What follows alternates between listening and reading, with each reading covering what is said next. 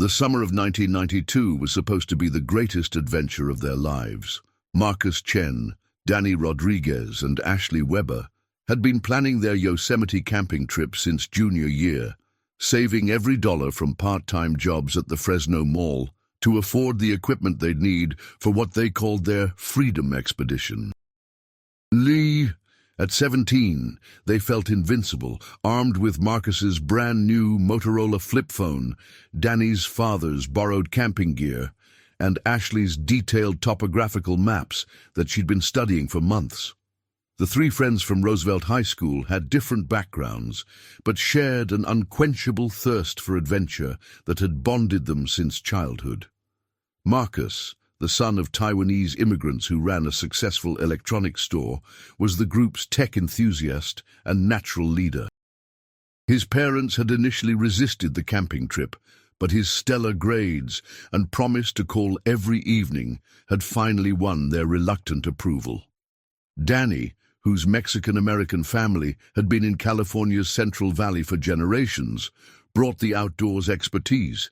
His grandfather had taught him to fish and hunt in the Sierra foothills, skills that made him the group's unofficial survival guide. Ashley, a blonde-haired dreamer whose divorced mother worked double shifts as a nurse, was the philosopher of the trio, always talking about finding herself in nature and writing in the leather journal she carried everywhere. If you're enjoying this mystery, please subscribe to our channel and let us know in the comments where you're watching from. We love hearing from our global community of mystery enthusiasts. They arrived at Yosemite Valley on July 15, 1992, in Danny's restored 1985 Chevy Blazer, windows down, Nirvana's Nevermind blasting from the cassette player. The park was bustling with typical summer crowds, families with young children pointing excitedly at towering granite cliffs, European tourists snapping photos of Half Dome, and serious hikers loaded with technical gear heading toward the backcountry. The friends had secured permits for a 5-day wilderness camping trip in the Tuolumne Meadows area, planning to hike portions of the John Muir Trail and camp under stars far from civilization. Their first 2 days went perfectly. They established a base camp near Glen Orlin, approximately 8 miles from the nearest trailhead. Marcus dutifully called his parents each evening using his flip phone, though the signal was spotty and conversations were brief. Ashley filled pages of her journal with descriptions of alpine wildflowers and philosophical musings about their place in the vastness of nature. Danny caught enough trout to supplement their dried food supplies, impressing his friends with techniques learned from his grandfather. On their third morning, July 18th, they decided to explore a less-traveled area that Ashley had marked on her topographical map, a series of granite pools and waterfalls about 3 miles northeast of their camp. The area wasn't on any official park trail system, but Ashley had found references to it in a 1970s hiking guidebook she'd discovered at a used bookstore in Fresno. Hidden Paradise, the book called it, describing crystal-clear pools fed by cascading waterfalls, surrounded by ancient granite formations that created natural amphitheaters perfect for swimming and solitude. They left camp around 9 a.m., hiking through dense pine forests and across granite slabs polished smooth by glaciers millennia ago. The morning was perfect, clear skies, temperature in the low 70s, with the kind of crisp mountain air that made every breath feel cleansing. Marcus carried his phone and a small day pack with water and snacks. Danny brought his fishing gear, hoping to try the pools they'd read about. Ashley clutched her journal and a small camera, planning to document what she was sure would be the highlight of their trip. By noon, they'd found the hidden area exactly where Ashley's guidebook had indicated. It was even more spectacular than described. A series of interconnected granite pools, each one flowing into the next through narrow channels carved by countless years of snowmelt. The largest pool was perhaps 30 feet across, deep enough for swimming, surrounded by smooth granite walls that rose 20 feet on 3 sides, creating perfect acoustics that amplified every whisper into a haunting echo. They spent the afternoon swimming, taking photos, and exploring the granite maze surrounding the pools. Ashley discovered ancient Native American pictographs painted on one sheltered wall, simple human figures and animals in red ochre that had somehow survived decades of weather. Danny found evidence of previous visitors in the form of a small rock fire ring, partially hidden behind a boulder, suggesting others had discovered this secret paradise before them. As the sun began to set, painting the granite walls in shades of gold and pink, they made a decision that would haunt their families for years to come. Instead of hiking back to their established camp in gathering darkness, they decided to spend the night at the pools. They had enough water, some granola bars and beef jerky, and the sheltered granite walls would provide protection from any mountain winds. It seemed like the perfect way to experience the wilderness, sleeping under stars in a place few people had ever seen. Marcus tried to call his parents around 8 p.m. as promised, but couldn't get a signal from their granite bowl. He climbed to higher ground and managed to reach his father briefly, explaining they were safe but might not be able to call the next evening due to their remote location. The connection was poor, cutting in and out, but his father understood enough to approve the change in plans, reminding Marcus to be careful and call as soon as possible. That was the last confirmed contact anyone had with the three teenagers. When Marcus failed to call home on July 19th, his parents weren't immediately concerned. He'd warned them about potential communication problems, and they knew wilderness adventures didn't always follow precise schedules. But when July 20th passed without word, and the friends failed to appear at their designated pickup point on July 21st, concern turned to panic. Danny's father, Miguel Rodriguez, drove to Yosemite that evening, reaching the Tuolumne Meadows ranger station just before closing. He found Danny's Blazer in the wilderness parking area, exactly where it should be, with no signs of disturbance.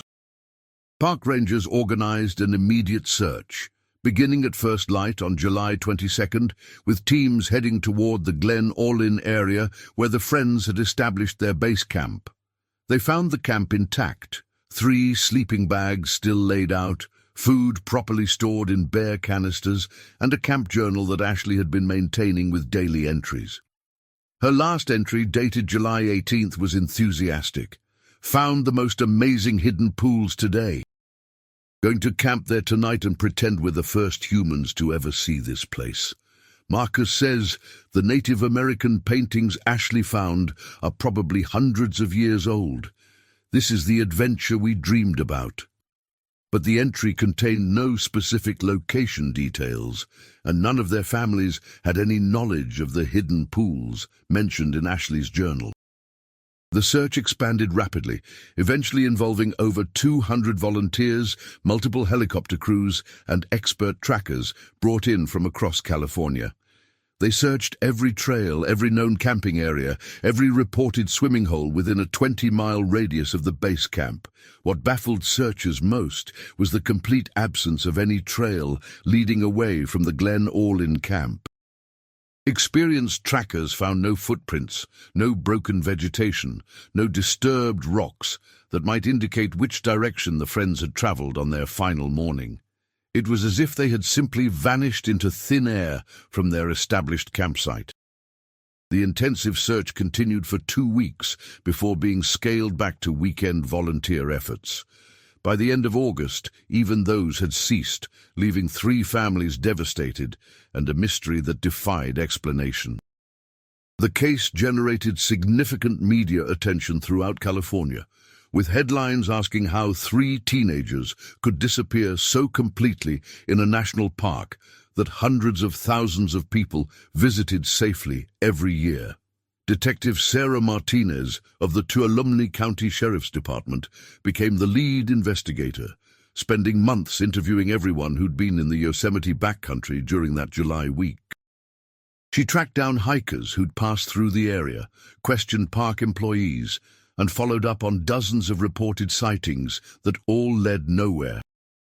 One of the most promising leads came from a backpacker, who remembered seeing three young people matching their description near the Tuolumne River on July 18th, but he couldn't provide specific location details, and extensive searches of that area revealed nothing. The families never stopped believing their children would be found. Marcus's parents, David and Lee Chen, organized annual search parties and offered a $50,000 reward for information leading to their son's discovery. Miguel Rodriguez spent countless weekends hiking Yosemite's backcountry, following every rumor and investigating every possible lead. Ashley's mother, Carol Weber, kept her daughter's room exactly as she'd left it and maintained a detailed correspondence with park officials, pushing for continued investigation long after the case had grown cold. Years passed with no developments. The case file gathered dust in the Tuolumne County Sheriff's Office, occasionally reviewed by new detectives who always reached the same conclusion. Three teenagers had somehow vanished without a trace in one of America's most visited national parks.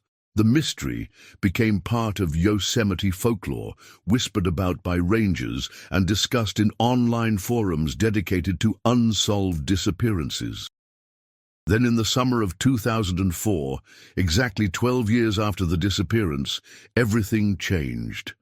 Tom Bradley, a rock-climbing guide from Bishop, California, was leading a group of experienced climbers to a remote area of Yosemite's high country when they made a discovery that would reopen the case and provide the first real clue to what had happened to Marcus, Danny, and Ashley. Bradley had been climbing in Yosemite for over 20 years and prided himself on knowing areas of the park that few people ever visited. He was guiding three clients to a technical climbing area near the Tenaya Canyon, accessed by a challenging off-trail route that required advanced wilderness navigation skills. The group was taking a rest break around noon, sitting on a large granite ledge, about 9,000 feet in elevation, when one of Bradley's clients noticed something unusual wedged in a crack in the rock face about 30 feet above them. It appeared to be some kind of fabric, faded and weathered, but clearly not natural to the environment. Bradley, experienced in technical rescue, rigged a quick climbing system and ascended to investigate. What he found changed everything. Wedged deep in the granite crack was a small waterproof pouch containing items that had somehow survived 12 years of mountain weather. Inside the pouch were 3 California driver's licenses issued to Marcus Chen, Daniel Rodriguez, and Ashley Weber, along with a small cassette tape wrapped in multiple layers of plastic bags. Bradley immediately recognized the significance of his discovery. He'd followed the 1992 disappearance closely, as had most people in the Eastern Sierra climbing community. The missing teenagers had become something of a cautionary tale, discussed around campfires as evidence of how quickly wilderness adventures could turn tragic. He carefully preserved the pouch and its contents, marking the exact GPS coordinates, and hiked out immediately to contact authorities. Detective Martinez, now a senior investigator with the Tuolumne County Sheriff's Department, received the call at her home on a Saturday evening. She'd never forgotten the case that had launched her career in missing persons investigations, and over the years had periodically returned to the files, hoping for some overlooked clue that might provide answers for the families who still called her every few months, asking about developments. The discovery of the pouch containing the teenagers' identification was shocking enough, but it was the cassette tape that would prove most significant. The tape was labeled in Ashley's distinctive handwriting. Day 4, July 19th, 1992. If anyone finds this. Martinez knew immediately that she was holding what might be the only direct evidence of what had happened during the friends' final hours. The tape was in remarkable condition, protected by the waterproof pouch and the dry environment of the granite crack. Martinez arranged for it to be played using a professional audio system at the Sheriff's Department's crime lab, with representatives from the families present for the first listening. What they heard on that tape would finally provide answers to a 12-year-old mystery, but would also raise new questions that would prove even more disturbing than the original disappearance. Ashley's voice came through clearly, though strained with exhaustion and fear.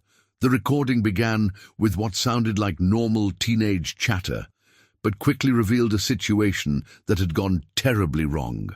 The friends had not simply gotten lost or fallen victim to a hiking accident. They had discovered something in those hidden pools that had put them in immediate danger, and the tape documented their desperate attempt to survive and leave evidence of what they'd encountered. The first part of the recording captured their discovery of the granite pools exactly as Ashley had described in her camp journal. Her voice was excited and full of wonder as she described the beauty of the hidden area and their decision to camp there overnight. Marcus and Danny could be heard in the background, their voices echoing off the granite walls as they explored the pools and marveled at the ancient pictographs Ashley had found. But the tone changed dramatically about halfway through the tape. Ashley's voice became tense and fearful as she described hearing voices during the night, voices that didn't belong to her companions. At first, they thought other backpackers had discovered their hidden camping spot. But as the night progressed, it became clear that whoever was nearby was deliberately avoiding contact and seemed to be watching them from the surrounding granite formations. The tape revealed that the three friends had made a terrifying discovery the morning of July 19th. Hidden behind the granite formation surrounding the pools was an elaborate campsite that showed evidence of long-term occupation. Multiple shelters camouflaged with natural materials, food storage systems, and what appeared to be surveillance equipment. More disturbing was evidence that suggested the hidden camp had been used to monitor park visitors, with detailed logs of hikers who had visited the area over several months. Ashley's voice became increasingly urgent as she described their realization that they had stumbled upon something that they were never meant to see. The hidden camp wasn't just an unauthorized wilderness site. It appeared to be a base of operations for people who were systematically tracking and possibly targeting isolated hikers in Yosemite's backcountry. Danny's voice joined the recording as he described finding personal items at the hidden camp that belonged to other missing hikers, people who had disappeared in Yosemite over the previous 2 years. The friends realized they were in immediate danger, and that their own disappearance would likely be blamed on the usual wilderness hazards that claimed hikers every year in the Sierra Nevada. Marcus's voice was the last to be heard on the tape, speaking in urgent whispers as he described their plan to hide the recording and try to escape toward the main park roads. But the tape ended abruptly, with sounds of disturbance and Ashley's voice calling out in what sounded like fear or surprise. The discovery of the tape immediately transformed the case from a missing persons investigation to a potential homicide inquiry involving multiple victims. Detective Martinez contacted the FBI, and within 48 hours, a joint task force had been established to investigate what appeared to be a systematic predation operation targeting isolated wilderness visitors. The location where Bradley had found the tape was more than 15 miles from the pools area Ashley had described, suggesting the friends had managed to travel a significant distance while being pursued. The fact that Ashley had the presence of mind to hide the tape in such a secure location indicated they knew they were unlikely to survive, but wanted to leave evidence of what they'd discovered.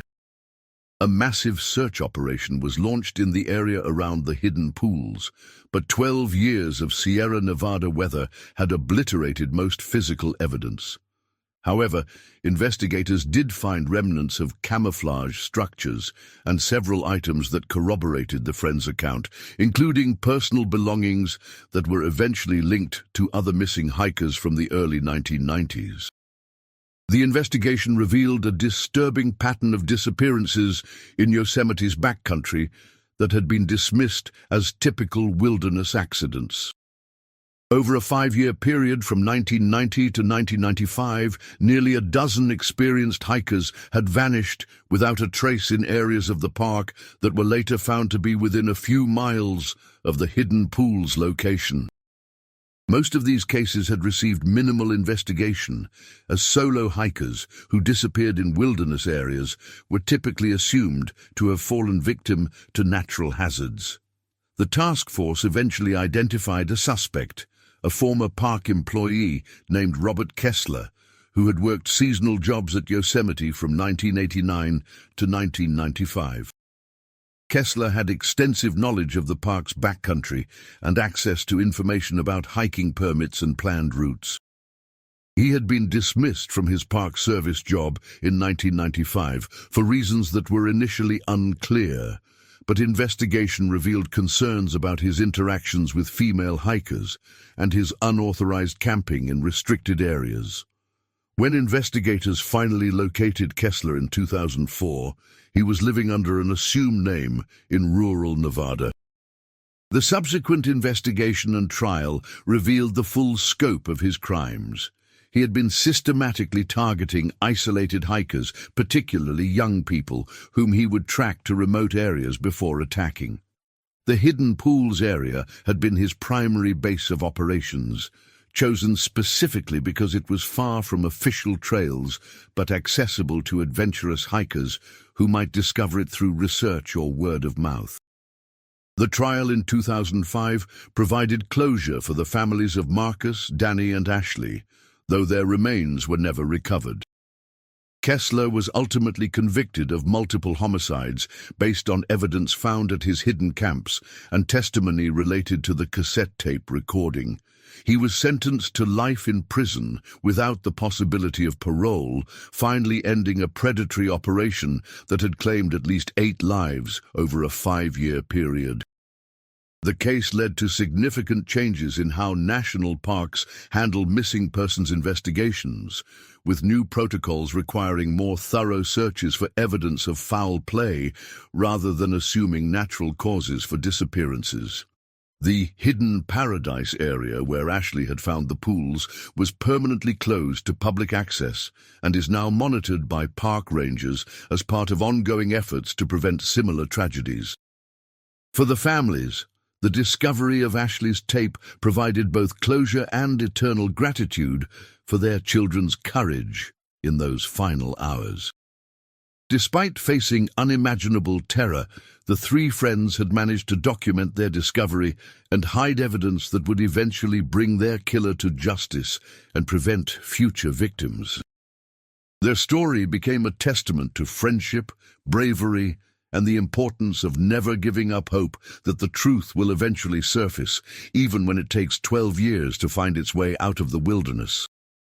The cassette tape that Ashley Weber had hidden in a granite crack during those desperate hours in July 1992 not only solved the mystery of 3 missing teenagers, but also revealed a dark chapter in Yosemite's history that might never have been discovered otherwise. Their sacrifice had saved lives and ensured that one of California's most beautiful natural areas would be safer for the millions of visitors who continue to seek adventure in its wilderness each year.